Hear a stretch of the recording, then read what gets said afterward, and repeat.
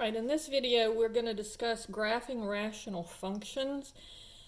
And so we've already looked at finding the x and y intercepts, finding the horizontal and vertical asymptotes, and said that's how we will begin. So first we're going to find the y-intercept, then we're going to find the x-intercept, and we find the y-intercept by letting x equal 0 and the x-intercept by letting y equal 0. And then we're going to find the vertical asymptotes, and then the horizontal asymptotes, which you know how to do all of this already. And then finally we're going to sketch the graph. And we may not have it exactly perfect because we don't know how to find like the minimum values and the maximum values and all of that kind of stuff, but we'll get a good idea of what the graph looks like. So let's just go ahead and get started on our first one.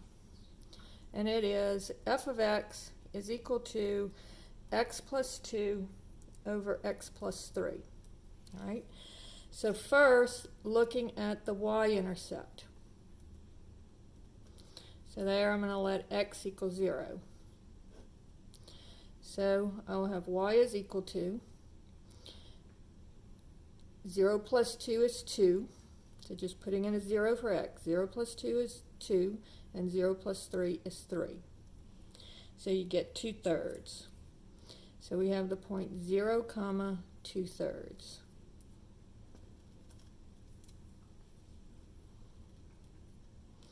So over 0 and up 2/3, so about here. Okay.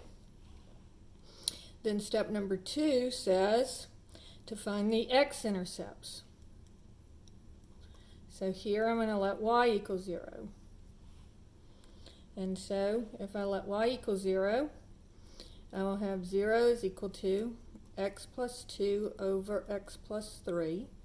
This is over 1. So I cross multiply, and 0 times x plus 3 is 0, and 1 times x plus 2 is x plus 2. So again, on these you can just let your numerator equal 0 if you want. And so subtracting the 2, I get negative 2 equals x. So that gives me the point negative 2, 0.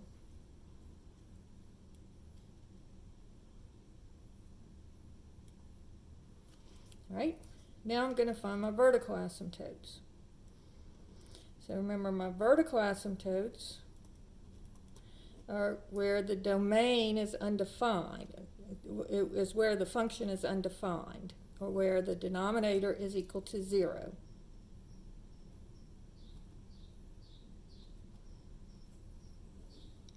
So here the numerator is 0 for the x-intercepts, and for the vertical asymptote the denominator is 0. So subtracting the 3, I get negative 3 equals x. So negative 3, actually it's not a point, it's an asymptote, so it's x is equal to negative 3.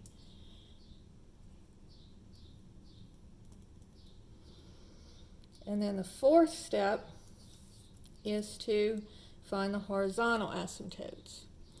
So the horizontal asymptote, remember, is where what happens at the end behavior, or where you're looking at the highest power of x. So this one is going to be looking at the highest power of x. I would have x over x would be 1. So my horizontal asymptote will be here. Now, this is going to, over here we already have 2 points.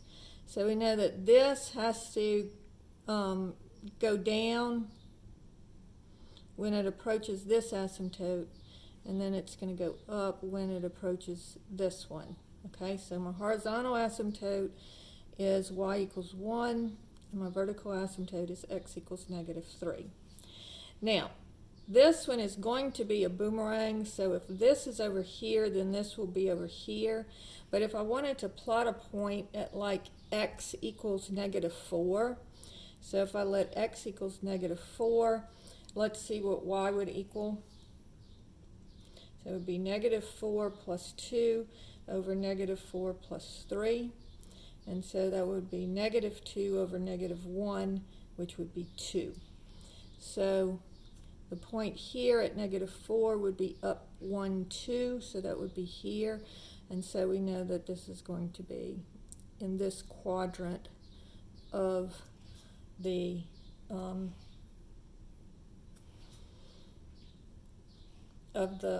so this one is in the second and fourth quadrant. Now notice on this one, you can't tell which quadrant it's going to be by just looking at it. So it's not like the other ones where we could tell by the shifting and reflections. This one is going to, you have to find the x and y intercepts, find the vertical and horizontal asymptotes, and then basically your x and y intercepts are going to tell you, is it going to be in the first and second quadrant, or first and third quadrant, or the second and fourth quadrant. All right, so that's problem number 1.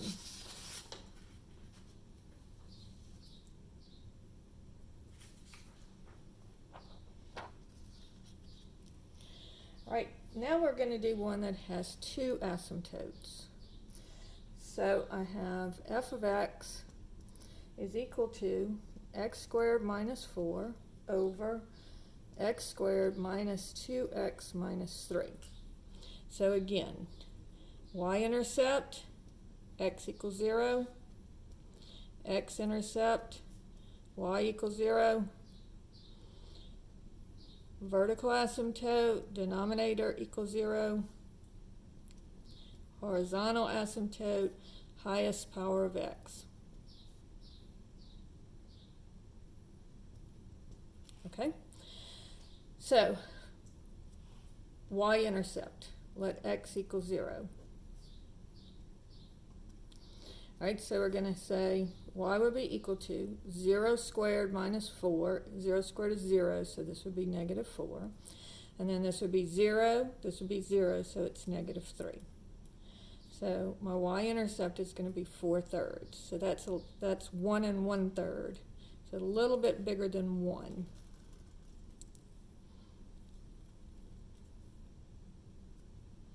This is 1 and 4/3, and here would be 2. So 4/3 would be about here. All right. And then to find my x-intercept, I'm going to let y equal 0. So again, I get 0 is equal to x squared minus 4 over x squared minus 2x minus 3, and this is over 1. So when I cross multiply, I get 0 is equal to x squared minus 4. So this one I'm going to have to factor. So that's x plus 2 times x minus 2. So if x plus 2 equals 0, x would equal -2. And if x minus 2 equals 0, x would equal 2. So over here you subtract the 2 from both sides. Here you add the 2 to both sides. So 1, 2, and 1, 2. All right? And so this is 4/3, this is -2, and this is 2. All right, now let's look at our vertical asymptotes. So my vertical asymptote, my denominator equals 0. So this one is going to give you 0 is equal to x squared minus 2x minus 3. So I have to factor that. So -3 factors in a -1 times 3, which gives you 2, but I want -2, so right number, wrong sign, so I change both of my signs. So I get 0 is equal to x plus 1 times x minus 3. So if x plus 1 equals 0, subtract the 1. You get x equals -1. If x minus 3 equals 0, add the 3, and you get x is equal to 3. So again, I have 2 vertical asymptotes that look like this, at x equals -1, and then here at x equals 3. All right. Now finally, I'm going to find my horizontal asymptote.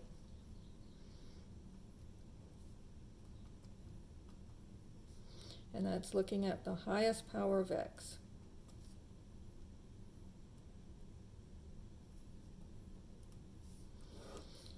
So looking up at my function, the highest power of x in the numerator is x squared, and the highest power of x in the denominator, taking this whole term, also x squared. So x squared goes into x squared one time, so my horizontal asymptote is going to be y is equal to 1. All right? Now, let's look at what this is going to look like.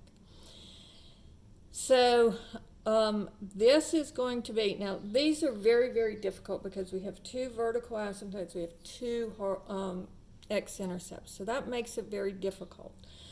But notice here that this one has to go like this because it's going to be in this quadrant, in the third quadrant here, because of this point. So I know that this looks like this. Right? Now, at x equals -1, that came from here. So this is going to look like a boomerang. So ignoring this, you know that this is going to look like a boomerang. So this has to be up here and come down here. And you also see that this one is going to be, if it looks like a boomerang, it's going to look like this. Now, you would maybe think that this goes back over here, but it can cross horizontal. It can never cross vertical asymptotes, but you can cross horizontal asymptotes. So even though you think that it's going to come up here, look, here's this x-intercept. It's got to hit that. And so this is going to come, it's got to go down to hit this 2 here, and then it's just going to continue going down. Because notice that the 2 and the -2 are to the first power, so they're just going to look like lines. So they're just going to go straight through. And then again, this is going to look like a boomerang. And so it's going to look something like this. Now again, these could hop over the asymptote and come below it or come above it. And we don't know, we're not going to get into that much detail. We just want to know that it basically looks like this. All right? So this is a boomerang. This is a, follows here for this boomerang, then it has to go through this point and go through this point, and so it just keeps going down. And then this part here also looks like a boomerang. All right? So that's how that one works.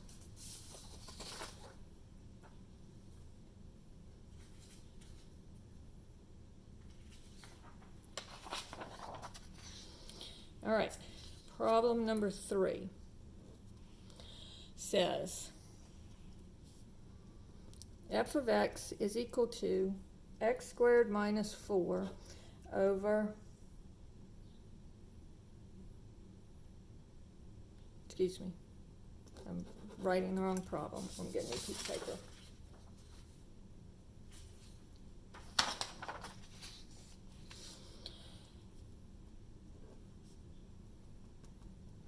Equals x minus 2 over x squared minus 4. Now, I didn't do this in the first 2 problems, but it is a good idea to do this. Go ahead and, while you still have it in the function, go ahead and write it in factored form. And notice on this one that this one factors into x plus 2 times x minus 2. And so what we have here is, notice these two can cancel. And so this is basically graphing 1 over x plus 2. But I need to remember that my domain is going to be x cannot equal to -2 or 2, because if x plus 2 is equal to 0, x would not equal -2, and I can't have x minus 2 equals 0, and so x cannot equal 2 either. So this is going to be a hole in the graph when x is equal to 2. So we'll see what that looks like. But basically what we're going to be graphing is we're going to be graphing x equals 1 over x plus 2. Right? So first, if I have my y-intercept, I let x equal 0. So this would be 1 over, I'm looking at this, 1 over 0 plus 2 is 2. So I'd have the point 0 over 0 up a half.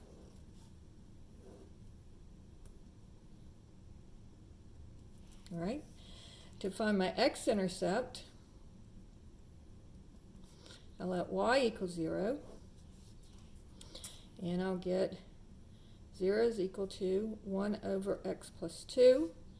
But then when I cross multiply, I get 0 is equal to 1. Well, 0 is not equal to 1, 0 is equal to 0. So this is impossible, so there are no x-intercepts. Okay, so if you get something that's impossible, there are no x-intercepts. Then I'm going to find my vertical asymptote by letting the denominator equal 0. And so that's going to give me 0 is equal to x plus 2. And so x, subtracting the 2 from both sides, I get -2 equals x.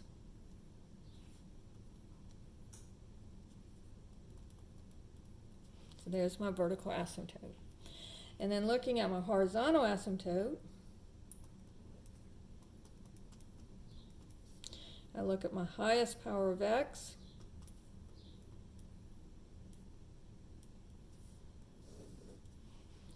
and so this is going to be 1 over x plus 2. So my y would be my highest power of x, there is none, so it's just going to be 1. And then my highest power of x down here would be x. And so if x gets really, really big, this goes towards 0. Right? So my y-intercept will be y equals 0.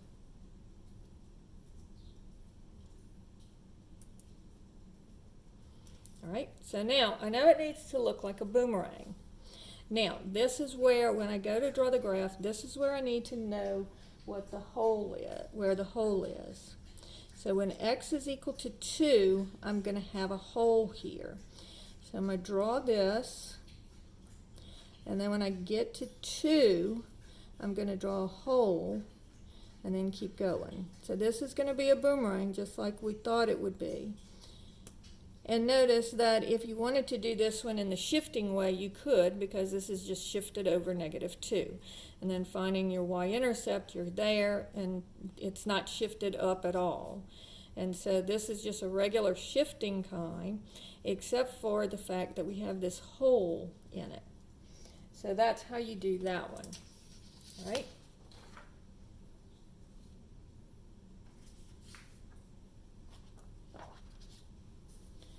All right, problem number 4 says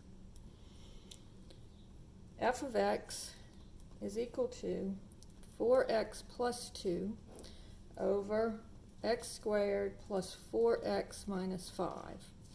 So again, y-intercept, x equals 0, x-intercept, y equals 0, vertical asymptote, denominator equals 0, and horizontal asymptote is highest power of x.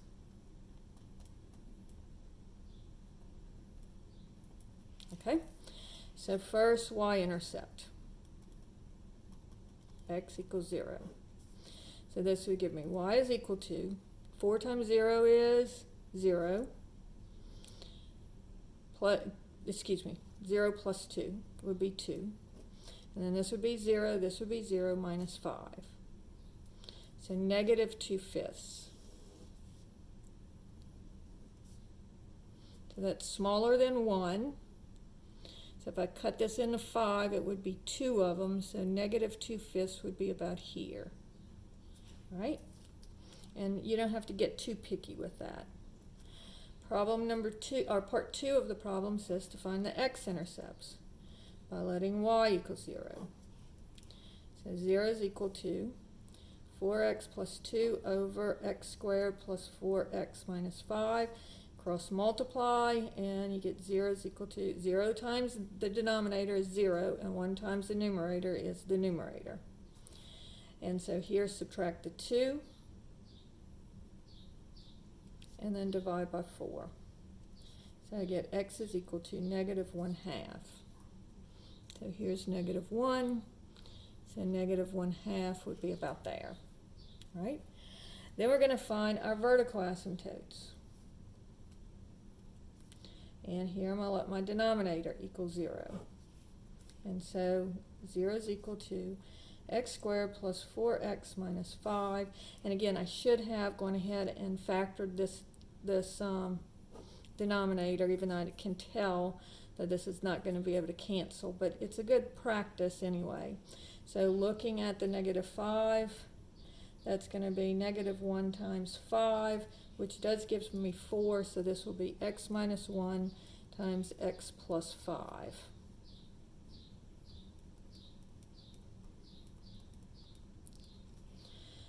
All right, so now if x minus 1 equals 0, add the 1, x equals 1. If x minus 5 equals 0, add the 5, and I get x is equal to 5. Excuse me, plus 5. So this should be subtract 5 from both sides, you get negative 5. So 1, 2, 3, 4, 5. Here's one vertical asymptote, and x equals 1.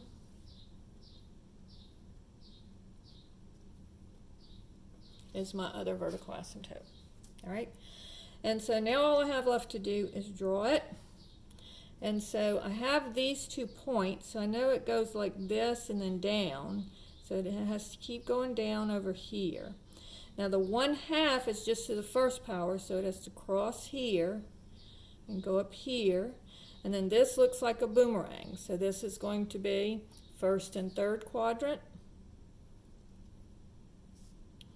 And then this one also is going to look like a boomerang, so this is going to be second and fourth quadrant. So on these problems, what you're going to do is you're going to find your x-intercept, your y-intercept, your vertical asymptote, your horizontal asymptote, and then, oh, I didn't find my horizontal asymptote. I looked at it, but I didn't find it. So this is going to be the highest power of x, so this will be in the numerator 4x over x squared, and so that's going to be 4 over x. And again, when x gets really big, this goes towards 0. So my horizontal asymptote is at 0, which I saw, but I didn't specifically work. All right, so this is how this problem works. Y-intercept, x-intercept, vertical asymptote, horizontal asymptote, and then make it look like boomerangs.